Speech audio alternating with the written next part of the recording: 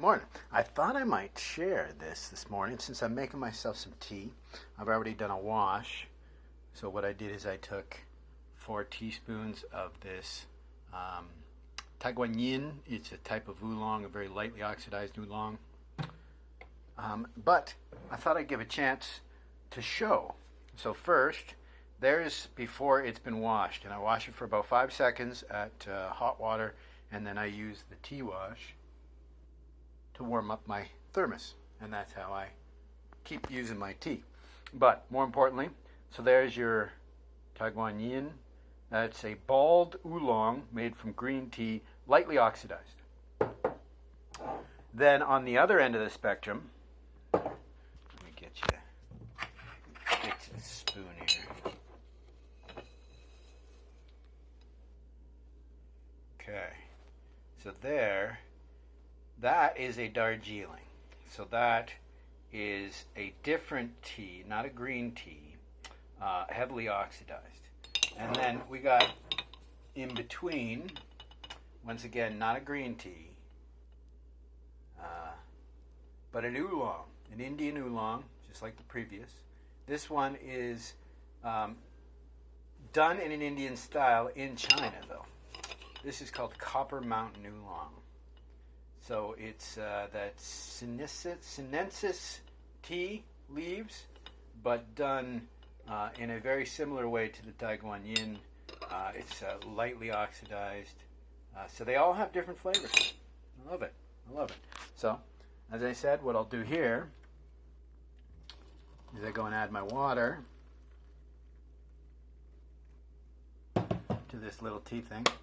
And I got 2 of them, brand new secondhand at a thrift place. So keep your eyes open. Same as this Sunbeam, picked it up at a thrift store. Timer, picked it up real cheap. So while I'm at it, so here's my kratom. We drink a lot of herbal tea. I save the tea bags, put them in to add a little flavor. Not a big deal. So there's some right there. And then what I do is when I'm done, before it runs out, I'll just fill it into a container like this. When you put it in the fridge, it'll make all of the plant material settle to the bottom. Because I've mentioned it before, I don't use the plant material, or I don't drink the plant material. What I do is I will steep, just like tea, right? Think of it from a tea perspective, right? So there's your green tea oolong. Green tea oolong. After a first infusion, what I love about these high quality organic teas, they're not contaminated obviously, but the quality is so high you can get multiple extractions. Like I'll probably be able to get 6 extractions out of these leaves. And that's not even me going the way that say the original Chinese culture would be, is once you're done infusing like this, then you might boil those leaves and get yet another infusion, as well as I don't mess with, say, a 5, 6, 7, 8 minute steep. But again, I like my tea quite strong, and that's why. It is not uncommon in the Gong Fu style of tea that they drink very light. Like for example, in this case, the first infusion of this Taguanyin would normally be half that time, 20 seconds, and the next one 25 seconds or 30 seconds. I'll do 40 seconds, 1 minute, minute and a half, 2 or 2.5 minutes, just depending on how the steep went. Right? So there is my Gong Fu style tea, and we had a little cameo from the kratom, just showing you how I do it. So in the morning, for example, I made this with 2 teaspoons of the plant material, the kratom plant material. I'll steep it with citric acid or lemon juice, lime juice, with these tea bags. Like I said, it's not imparting a lot of flavor, just enough to make it taste less like butt. And then what I'll do is let it settle. I'll pour off the liquor, the tea, just like with tea, right? So I don't consume the tea leaves. Yes, that's what they are. The powder is just ground up tea leaves. So I don't do that with tea. You do that with matcha, believe it or not. So you can do that. But for me, I found more side effects from consuming the plant material, that eye wobble, irritability, a lot of side effects. But I see the benefits. Now, of course, I may use more than most. I use 2 heaping teaspoons in this 1.5 liter jar.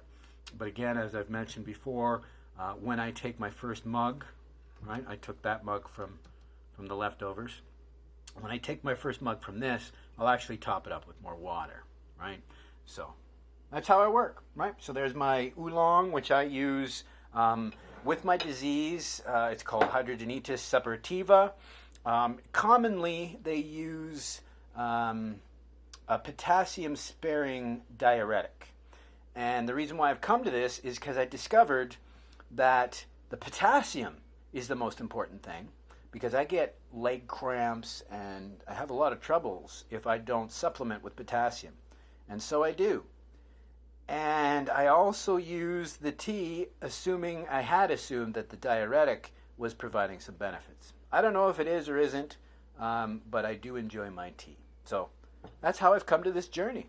And in the past couple of years, I've been able to put most of my disease into remission, and that's the reason why I want to share, because I commonly have fellow patients talking about getting surgery or taking horrible pills that have side effects that range to even cancer. So sharing my natural protocol. I do all this. It's all natural plant stuff. And I feel better than I ever did in the 10 years of being subjected to Western medicine and treating symptoms rather than the root cause of disease. So have yourselves a great day, and geez, I meant this to be a minute long. Can you ever tell how chatty I am?